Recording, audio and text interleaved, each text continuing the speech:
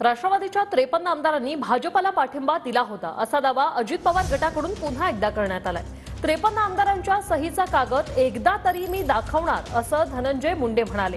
53 आमदारांनी भाजपला त्यावेळी पाठिंबा दिला होता असं धनंजय मुंडे यांनी म्हटलंय।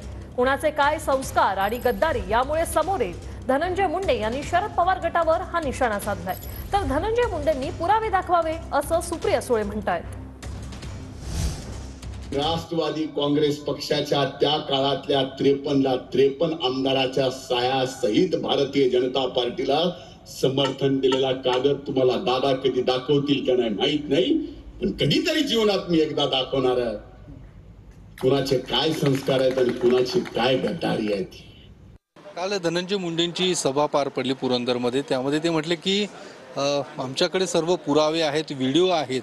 जी बैठक गणेश चतुर्थीला पार पडली होती त्याचे वेळ तारीख सगळे पुरावे मी देऊ शकतो। कशाची जी बैठक जी पवार साहेब नाकारतायत किंवा अमित शहांसोबत किंवा भाजपसोबत जी काही बैठक झाली होती त्या संदर्भातले सर्व व्हिडिओ पुरावे माझ्याकडे आहेत आणि जर वाटलं तर मी ते समोर सुद्धा ठेवेन असं धनंजय मुंडेंनी काल आरोप केलेला। त्याचं स्वागत आहे त्याचं, जरूर त्यांनी दाखवावं, त्याच्यात काय प्रॉब्लेम आहे।